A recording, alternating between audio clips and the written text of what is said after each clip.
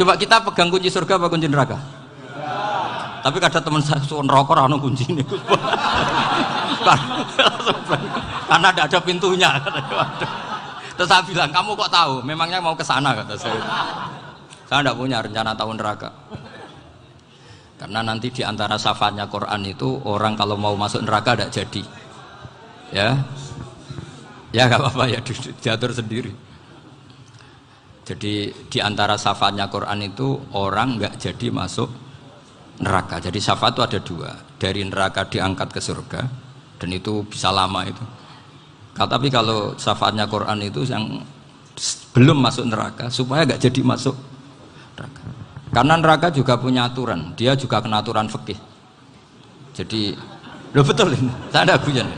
Jadi kena konstitusi apa? Fikih. Sama tak ceritani syafaatnya Quran itu ada orang itu beling itu fasik. Itu dia hafal surat Tabarok. Hafal betul. Tabarakalladzi biyadihil mulku wa huwa ala kulli syai'in qadir alladzi khalaqal mauta wal hayata.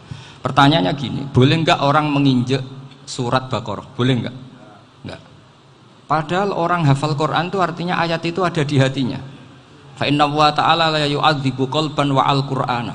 Allah tidak akan menyiksa hati yang menyimpan Quran, yang jadi flash disknya Quran, yang jadi rekaman Quran. Singkat cerita orang ini hafal. Pas ketemu Mungkar Nakir prosedur kan, ini orang fasik mau diantemin sama Mungkar Nakir. Prosedur ya, dia kan prosedur standar. Si surat Tabarok akhirnya menjelma jadi seseorang yang gagah berani.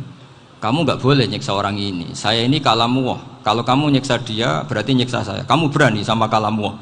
Wah ya tidak berani jadi Mungkar Nakir. Tapi orang itu nakal, harus saya gebukin. Tapi kata Quran tadi, tapi saya di situ pasti kena saya. Oh debat, nggak ada lajnahnya ini nggak ikut.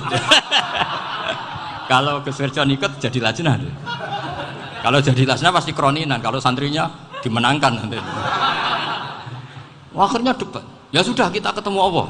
Akhirnya Mungkar Nakir sama Quran tadi surat Tabarok datang sowan sama Allah. Terus kata Allah, memangnya kenapa Mungkar Nakir? Saya harus nyiksa dia karena dia fasik ya Allah. Memangnya kenapa surat Tabarok? Saya ada di situ. Menurut aturan orang tuh nggak boleh injak-injak Quran. Kalau dia nutuk saya, nutuk Quran, itu harus dikasih tahu fikihnya Mungkar Nakir. Akhirnya Allah ngendikan gini ke surat Tabarok. Ya sudah terserah kamu. Kalau terserah kula Gusti, Mungkar Nakir nggak boleh nyentuh orang ini. Ya sudah selamat. Sehingga terus itu sama baca di termasuk mujizatnya surat Tabarok di tafsir Ibnu Katsir banyak. Karena tadi logikanya malaikat itu juga kena aturan fikih. Sehingga banyak ulama termasuk Said Muhammad ngendikan pertanyaan Mungkar Nakir itu tidak semua orang kena. Kalau semua orang kena nanti kalau tanya Nabi Muhammad, waman nabiyuka? Kacau kan jamnya. Nabi kamu siapa? Lu saya ini nabi. Ya kan? Lah nanti kalau pas ketemu Nabi Ibrahim, waman abuka? Jadi repot kan? Makanya ada kiai yang guyon kalau ditanya, marab buka? Saya ini guru tauhid sembrono. Saya ini ngajar Ummul Baroin, kamu tanya marab buka? Masyhur itu keramatnya Imam Malik itu. Ada Ashabu Malik, rajulun min ashabi Malik. Beliau ditanya Mungkar Nakir, marab buka manabiuka? Imam Malik datang, ini seumur-umurnya itu ngajar tauhid. Kamu bedai nggak sopan kamu.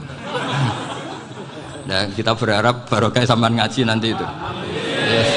Malaikat itu anak sungkane gitu. Jadi itu. Dan saya meskipun guyon itu serius. Bedanya orang alim sama ndak itu di situ. Kalau orang alim itu guyon itu masih bener, masih serius. Coba saya bacakan ayatnya. Ala inna auliya Allahi la khaufun alaihim wa lahum yahzanun. Terus lahumul busyra fil hayatid dunya fil akhirah. Artinya kalau Mungkar Nakir dengan penampilan garang gitu, berarti ada ketakutan apa enggak? Ada. Padahal ciri utama walinya Allah tidak ada ketakutan. Makanya itu termasuk dalilnya Sayyid Muhammad. Tidak semua orang alami seperti itu karena wali-wali itu la khaufun alaihim wa lahum yahzanun. Wah anak kiai ketemu Mungkar Nakir cok tidur wedek. Iku dresege ora kok pertanyaan tok nak konan santri piye. Lho isen wis kiai dihanjuti Mungkar Nakir. Malu gak kira-kira? Mesti pelengani konan santri piye? Nak jawabannya gampang karena pernah ngajar tauhid. Makanya Sayyidina Ali ini cerita ini ada di kitab Nurul Dholam. Sama lihat di kitab Nurul Dholam karangannya Syekh Nawawi Banten. Itu Sayyidina Ali itu ya, andekan orang biasa mungkin ya agak-agak hasut, tapi ini wali gak boleh kamu katakan hasut. Dia itu mangkal sama Umar. Orang kok setiap orang pernah dibentak. Apa dia berani bentak Munkar Nakir? Penasaran dia. Bagaimana kerengnya Umar itu berlanjut enggak gitu kira-kira. Akhirnya minta, ya Allah saya minta kasyaf. Ya karena yang minta Sayyidina Ali karena mau wajah dituruti sama kasyaf. Dilihat Sayyidina Umar pas meninggal itu. Jadi hasud itu ya kadang penting asal baik. Loh betul bahasa Kanjeng Nabi kadang la hasada illa fisnaten. Itu Nabi bahasakan ya hasad.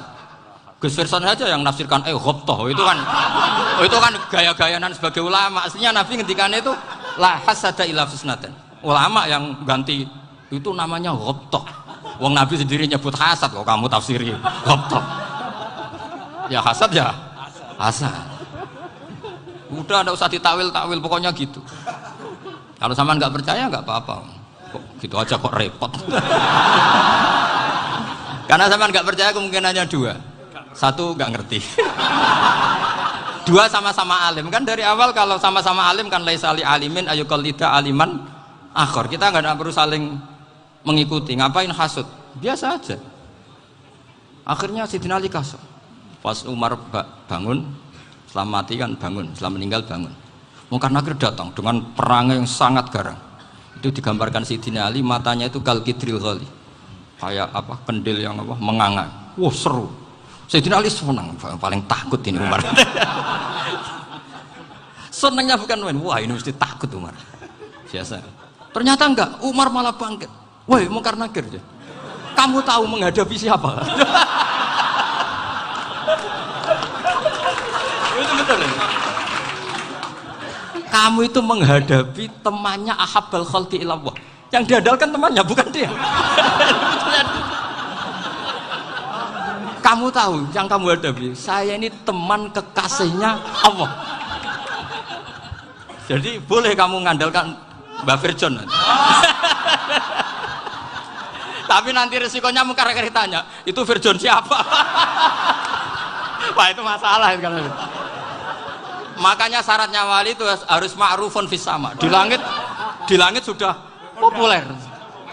Makanya dulu ada orang yang saking seninya Abdul Qadir ditanya apa saja jamnya Abdul Qadir Al-Jilani itu aman karena beliau populer.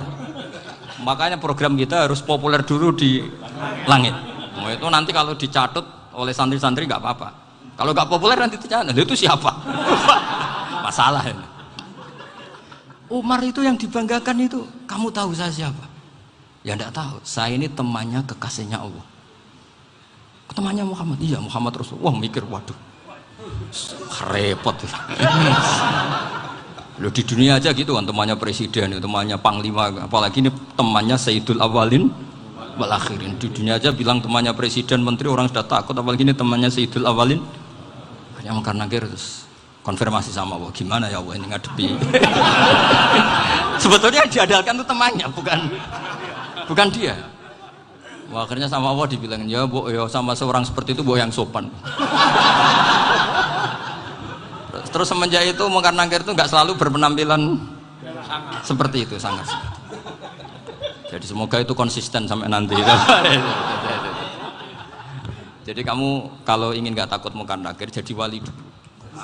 Karena syaratnya tadi hanya wali sing la khaufun alaihim walahum yahzanun lahumul busyra fil hayatid dunya fil akhir. Jadi orang itu kalau ngaji itu harus khatam. Jangan semuanya kena pertanyaan. Dan kalau semuanya kena pertanyaan nanti repot. Kalau Nabi Muhammad ditanya waman Nabi juga. Nabimu siapa? Lu kan terus jadi aneh. Jadi makanya ketika Sayyid Muhammad semua ulama lah, nggak ada am kecuali ditaksis, kecuali sifatnya Allah. Misalnya bikulli syai'in alim ya benar-benar bikulli syai'in. Tapi kalau am semuanya pasti ada taksis, meskipun dalam muhawarah muhadasah biasa. Misalnya contoh gampang, istri kamu baru seneng kamu, mas nak pengen popo itu lapor aku, gak popo mas, mesti aku seneng sama lapor. Iku dia aku pengen wayo. Wah langsung jadi apa wae.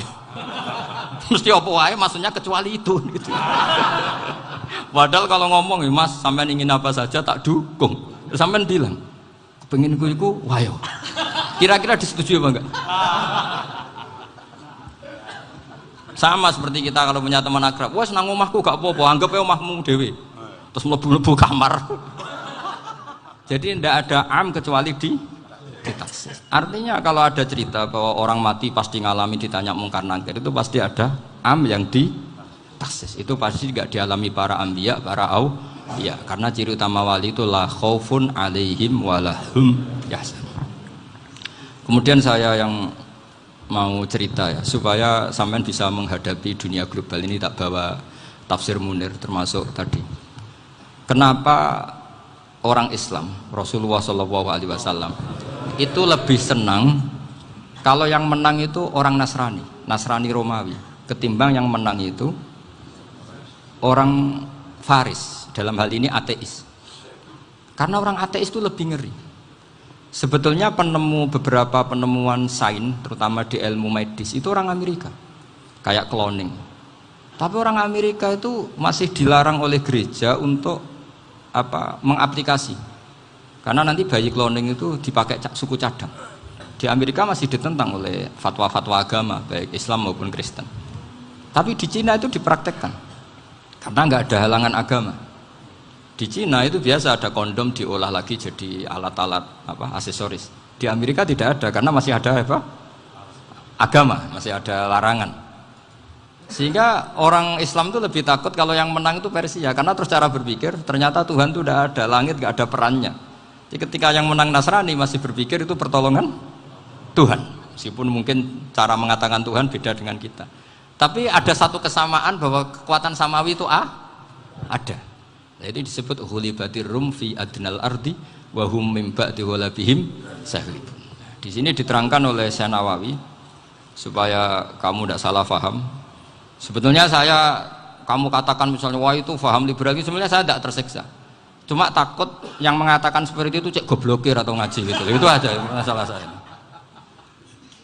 Ini saya baca ini karangannya Syekh Nawawi, karena tadi kata Mbak Firjon ngaji itu harus sama orang yang bersanad. Saya ini kalah sama beliau itu berkali-kali. Secara nasab saya harus manggil Mbah.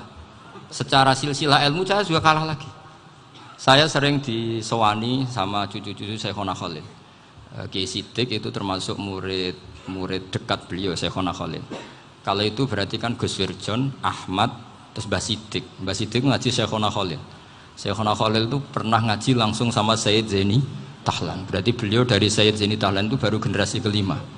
Sementara saya itu sudah ke-7 atau ke-6. Saya, Mbah Mun, Mbah Karim misalnya, Mbah Hashim, Mbah Mahfud Termas, Sayyid Abi Bakar Sato yang arangnya Anatul Talibin, baru Sayyid Zaini Tahlan. Berarti saya ke-7, kalah lagi. Tapi untuk jadi wali biasanya cepat saya. Karena syaratnya jadi mbah itu ngalah demi putu. Jadi kalau beliau ngotot, saya dulu Gusti, saya mbahnya. Wah itu mbah yang nggak baik.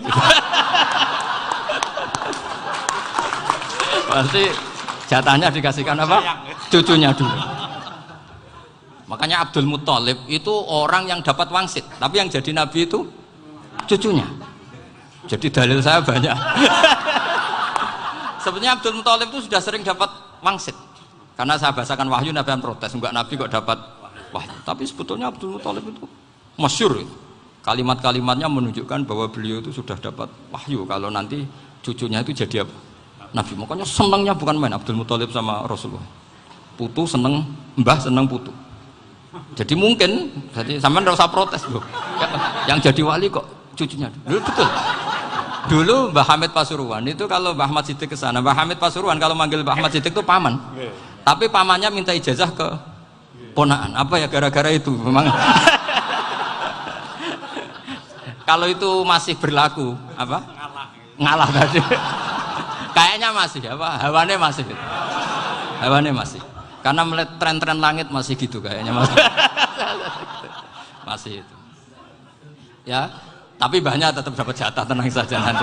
Tapi memang sebaiknya mbah itu legowo. Rasulullah Muhammad SAW itu terkenal min dzurriyyati Ibrahim. Tapi kata Rasulullah, ana dakwatu Ibrahim wa bisyaratu Isa. Aku nganti ngene iki barokah dongane Nabi siapa? Ibrahim. Jadi dongane Nabi Ibrahim ya tiba teng putu. Jadi banyak bukti bahwa jatuhnya ke putu gitu. Tadi saya di kamar sama beliau berduaan. Nih Mbah sing dadi wali dhisik ndi? Aku wae Mbah. Cocokan tadi. Nah, kenapa saya akhir-akhir ini gulirkan daftar wali? Kenapa? Saya ini resah ya, orang sudah ingin dicintai pejabat, dicintai tetangga, dicintai teman. Tapi kadang-kadang orang lupa lagi dicintai apa. Makanya saya meskipun guyon, tapi ini amdan, bukan sahwan. Supaya orang punya cita-cita lagi jadi wali, ingin dicintai Allah. Kita ini terlalu lama ingin dicintai makhluk, Mbok ya naik kelas sedikit lah. Ingin dicintai Allah Subhanahu wa Ta'ala. Meskipun saya guyon, tapi tadi guyon saya tuh lebih serius ketimbang serius Anda. Karena tak pikir. Saya tuh kalau pergi itu seneng ngebis, bukan karena saya tidak punya mobil, tapi saya sering mau butuh itu supaya nggak diganggu. Karena saya tuh harus punya waktu sendiri. Kalau ngebis kan ketemu orang nggak kenal, tapi sekarang ya agak susah, banyak yang kenal. Dan susahnya lagi nggak minta ijazah, minta foto. Aduh. Terus repot tuh. Mau dibenci itu umatnya Rasulullah Shallallahu Alaihi Wasallam. Mau disetujui itu sanatnya mana? Kalau ketemu orang alim minta apa? Foto. Itu nggak ada sanatnya. Nggak tahu saya itu mazhab dari mana itu. Ya mazhab milenial yang jelas itu kan. Ini tak baca ya biar dapat. Karena ini kenangan saya sama Mbak Ahmad Siddiq. Saya masih ingat betul beliau ngisi hallnya Mbak Abdullah bin Umar, berarti abahnya Mbak Hamid. Karena mbah saya itu Fatimah binti Khalid bin Umar. Kalau Mbak Hamid itu Hamid bin Abdullah bin Umar. Itu saya masih ingat betul zaman itu Mbah Hamid siap khol di Lasem itu rawuh dan saya derek mbah saya karena masih misanan datang ke Lasem. Itu beliau pas itu ngisi sama Mbah Mun. Mbah Mun masih muda, Ki Ahmad Siddiq sepuh senior. Itu beliau cerita bahwa dulu ketika Indonesia dijajah Jepang itu para kiai mimpi dibacakan ayat Ghulibatir Rum fi adnal ardi wa hum min ba'di ghalabihim. Terus ada kiai yang tanya, takwilannya gimana? Ya nanti Jepang pulang bukan karena kita yang mengalahkan, tapi Jepang ada yang mengalahkan sendiri, meskipun tidak kita. Kayak dulu Faris tidak dikalahkan Islam, tapi dikalahkan Romawi, tapi yang senang umat Islam. Wa yauma idzi yafrahul mu'min. Itu luar biasa ulama-ulama kita. Delalah kejadiannya Indonesia seperti itu. Yaitu kita tidak mengalahkan Jepang, tapi Jepang pulang sendiri karena dikalahkan apa? Sekutu. Ya ini saya baca. Ini tidak usah dicek bacanya benar apa enggak, sudah aman apa? Aman. Karena kalau saya salah itu ya sengaja. Artinya ya sengaja saja. Ya biasa maksudnya. Saya kemarin ngisi di Pondok Peloso, di Pondok Al Munawir Jogja. Salah itu ada dua. Ada salah memang benar-benar salah. Itu enggak apa-apa, bisa dimakfu. Karena mesti sange wong goblok salah yang terus itu. Ada salah bawaan ilmu, itu repot tuh dadaninnya.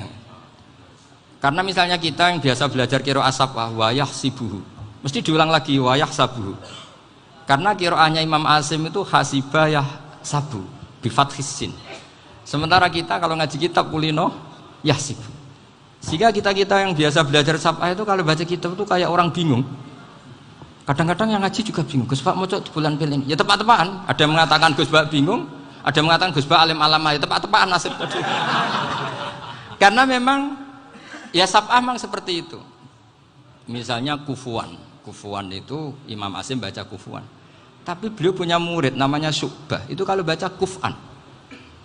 Makanya kita itu, ini kan khataman Quran ya, jadi saya menyinggung sedikit tentang qiraah sab'ah. Tadi beliau juga sudah tak kasih kitab saya Hifdzuna Liyadal Mushaf. Sama tak ajari latihan sab'ah, memang angel ya.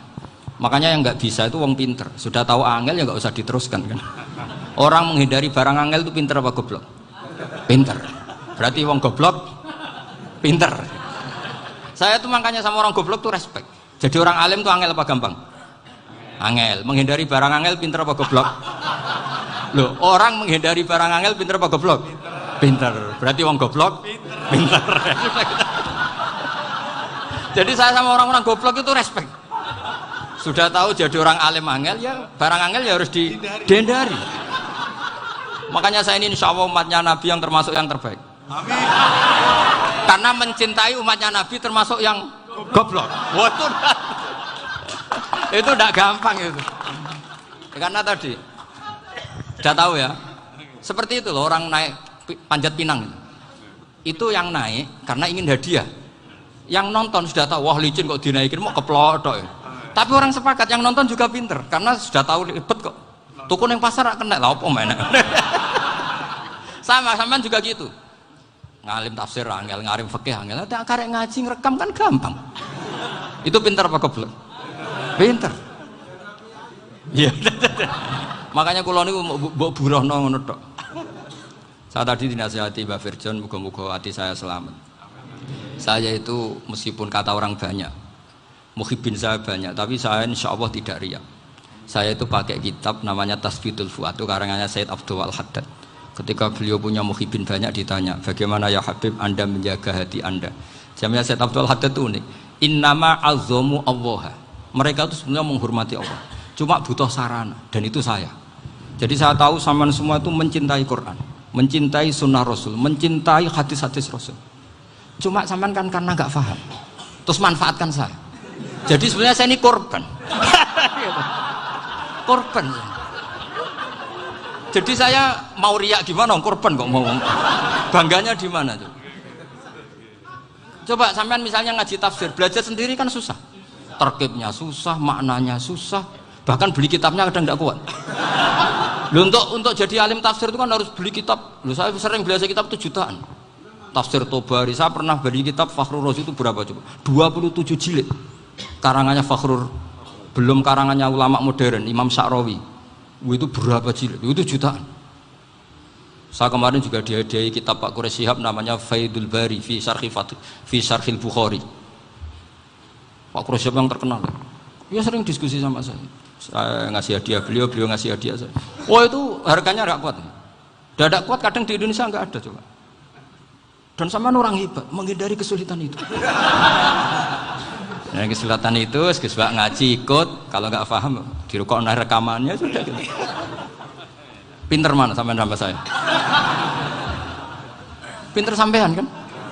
Bikin sosis susah, beli aja kok repot kan? Nah, makanya nggak boleh orang bilang, wah aku goblok reso tafsir, aku wong pinter. Makanya nanti kalau saya ketemu Nabi tidak termasuk orang yang mentahkir orang Islam. Kafa bil mari isman ayah kira akhahul muslim. Jadi cukup orang itu dosa kalau menyepelekan orang Islam, termasuk darani sampean goblok itu dosa. Caranya enggak darani goblok ya tadi di logika tadi. Alim itu angel, ngendari angel itu pinter, berarti wong bodoh pinter ya sudah gitu. Tapi tetap bodoh. Tapi ini satu cara untuk saya respect gitu. Coba orang yang ngaji tafsir saya banyak, mungkin ribuan. Itu sebetulnya mencintai Quran. Karena Quran adalah kitab suci yang panduannya umat Islam. Sangat mencintai Quran. Terus kemudian mereka nggak paham. Terus mencari orang yang memahamkan. Burohno lah cara jawabannya. Terus keren saya itu di mana coba? Lah terus mereka kurang ajarnya gini, kalau paham itu ya alhamdulillah paham. Kowe nak ngaji Gus Bae ngono tok. Tapi nek ora paham, ora nyalano akale. Mari Gus Bae nerangno cepet mulane gak paham. Ora kok nyalano teke sing lelet. Oh itu kan masyaallah naudzubillah tenan. Sebetulnya tingkat kurang ajarnya tinggi Gus sebenarnya. Jadi kalau nggak paham itu kadang nggak nyalahno uteke. Kayak mau misalnya, mau mari mikir ra jelas. Padahal misalnya jelas ora mesti paham bodoh. Paham ya? Jadi kata Said Abdul Haddad, innama azzamu Allah. Sebenarnya mereka itu sangat menghormati Allah. Makanya kita nggak perlu mengatakan wasilah itu kafir, nggak akan. Karena orang tawasul sama Rasulullah itu ingin dapat ridhonya Allah lewat orang yang dicintai Allah. Kita mencintai wali sebenarnya, wah itu kekasih Allah. Kita mencintai itu karena mencintai Allah. Sama seperti gini, kamu mencintai kangkung apa enggak? Sebenarnya sama sekali enggak. Tapi kamu ingin sehat, ada asupan gizi. Kamu ingin tubuh kamu sehat, butuh asupan gizi. Kemudian kamu makan kangkung. Apa terus kamu cinta kangkung? Kan enggak. Cinta kesehatan kamu sama. Orang yang mencintai saya sebenarnya ingin kepuasan rohani. Saya kan termasuk kiai yang torekonya gampang. Ini swarga kan akhirnya penggemarnya banyak. Coba kalau kamu ini neraka. Jadi sebetulnya Anda mencintai kepuasan Anda sendiri. Nah, saya ini korban. Makanya untuk masuk surga cepat saya, korban itu cepat.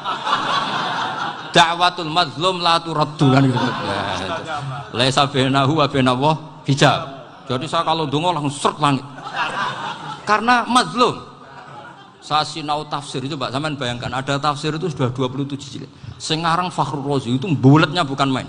Karena dia ahli filsafat. Bulatnya Masya Allah. Sudah gitu sinau Jalalain kadang dikomen oleh Sawi. Sudah kita percaya Jalalain jebule dibuli Sawi. Percaya Sawi dikandani, "Oh iku Maliki ra Syafi'i." Oh, ribet. Sudah gitu sinau Qurtubi, sinau tafsir Tabari itu susahnya. Belinya susah, belajarnya susah. Padahal saya punya keluarga, punya istri, punya anak. Bayangkan kalau istri saya rewel kayak istri sampai. Wah itu. Tapi alhamdulillah enggak. Sama sekali enggak. Allah sudah milihkan, wah ini bahaya kalau punya istri rewel. Imam Sibawai itu kitabnya banyak, tapi yang terbukukan hanya kitab Sibawai. Karena beliau kalau sudah belajar lupa istri. Hanya pas beliau di pasar, kitabnya dibakar semua sama istrinya. Karena dianggap saingannya. Ternyata yang dicerai tidak kitabnya, malah istrinya. Itu Imam siapa? Sibawai. Tapi alhamdulillah kitab saya nggak terbakar, aman. Saya teruskan ya. Jadi untuk menjaga riya dilatih innama azzamu Allah. Sebenarnya mereka itu menghormati. Sehingga wasail-wasail itu sebenarnya nggak pernah jadi subjek pelaku utama, enggak. Tetap Allah. Sebab itu kata Sayyid Muhammad, kamu kok mengatakan wasilah itu kafir itu gimana? Ketika innallaha qad ba'atsa lakum taluta malika. Talut itu ya manusia. PD-nya itu apa? Inna ayata mulkihi ayyatiyakumut tabut fihi sakinatum mir rabbikum wa baqiyatum mimma taraka alu Musa wa alu Haruna tahmiluhul malaikah. Jadi beliau PD itu kalau bawa sunduk semacam peti sakti, sing di situ ada baqiyatum mimma taraka alu Musa wa alu Haruna tahmiluhul malaikah. Ya kayak semacam jimat. Tapi saya bukan mensyariatkan jimat enggak, karena nanti banyak penjual yang pembohong juga gitu loh. Cuma cerita, kamu tidak usah mengatakan kafir. Dulu Talut PD-nya kalau bawa sunduk semacam peti kesaktian yang di situ ada baqiyatum mimma taraka alu Musa wa alu Haruna tahmiluhul malaika. Sehingga Khalid bin Walid meskipun beliau sahabat dan menyaksikan wajah Rasulullah sallallahu alaihi wasallam, itu bawa sya'aratun min sya'aratihi Rasulullah sallallahu alaihi wasallam, bawa rambutnya Nabi. Perang kemana-mana itu diletakkan di pecinya. Nanti sama tanya lagi, masa pakai peci Khalid bin Walid ini? Wah panjang, sampai itu repot. Sampai tak warai ngaji usul fikih. Usul fikih itu kalau ngaji itu ada istilah tangkihul manat. Ini mesti ini wilayah yang kita bisa berdebat sama Mbah Firjon. Dulu itu musuh saya karena saya makili Anwar, beliau makili Peloso. Tapi tahu-tahu kalah tua terus saya mengundurkan diri. Di fikih itu ada istilah, ada tangkihul manat, ada tahqiqul manat, ada tangkihul manat. Tangkih itu kira-kira gini, lafadz hadis itu dibuang sekian untuk tahu bahwa itu madarul hukmi. Misalnya gini, tak beri contoh paling gampang. Sama harus paham, kalau nggak paham nggak pinter-pinter. Ja'a a'rabiyun ila Rasulillah sallallahu alaihi wasallam. Ya karena ini menghormati Mbah Ahmad Siddiq, saya orang alim, jadi ngaji ini tetap ada suasana alim. Ya harus ada suasana alim. Nggak perlu jadi orang alim tadi susah. Sudah ngindari susah itu pintar. Sudah itu aja. Jadi orang alim susah, ngindari barang susah pintar. Berarti orang tidak alim pintar. Nah, meskipun tetap sudah kita itu pegangi sampai mati nanti. Loh, jadi orang alim itu repot. Itu kata Imam Ghazali, kalau orang alim kalau mau masuk surga itu sama Allah nggak boleh. Kif, kamu nggak boleh langsung masuk surga. Coba cari umat kamu, syafaati dulu. Nah, saya takut nyari sampean nggak bisa kembali. Saya tidak punya rencana itu. Pokoknya masuk. Golek sampean kuaduan. Aduan balik raroh dewa, repot nanti saya. Berat jadi orang alim itu berat. Ya saya teruskan ya. Ada tangkihul manat. Ja'a a'rabiyun ila Rasulillah sallallahu alaihi wasallam. Faqala ahlaktu wa ma ahlakaka qal waqatu imraati fi nahari Ramadan. Ya saya ini rusak ya Rasulullah. Kenapa? Karena saya menjima istri saya fi nahari Ramadan. Terus kata Nabi, kamu harus bayar kafarah. Napa Nabi kafarah? Puasa 2 bulan. Wong baru 1 hari aja terjadi gitu kok disuruh puasa 2 bulan. Ya tidak kuat ya Rasulullah. Baru berapa hari saya puasa aja kecelakaan seperti itu. Apalagi kalau sampai 2 bulan. Tidak ya Rasulullah. Ya sudah kalau gitu kamu pertama ngasih makan apa? Itku rokobah kan, pertama merdekakan budak. Tapi kan sekarang nggak ada budak makanya. Terus sekarang langsung puasa. Wah ini nggak bisa semua. Ya sudah ngasih makan orang 60. Kasihkan siapa ya Rasul? Ya orang fakir. Saya ini paling fakir. Di kampung saya ini orang paling fakir. Jadi mulai dulu orang fakir itu hubungan suami istri itu paling lancar. Mulai dulu. Makanya orang fakir itu anaknya banyak. Karena hiburannya hanya itu. Wong Ramadan aja. Coba mau ke ATM nggak punya uang, mau antri di bank nggak punya, mau apa coba? Itu mulai dulu. Ini sanatnya. Terima kasih guys telah mendukung kami dengan memberikan like, subscribe, komen, and share. Itu semua gratis tidak merugikan. Dan kami akan terus berkarya memberikan informasi yang bermanfaat untuk kita semua.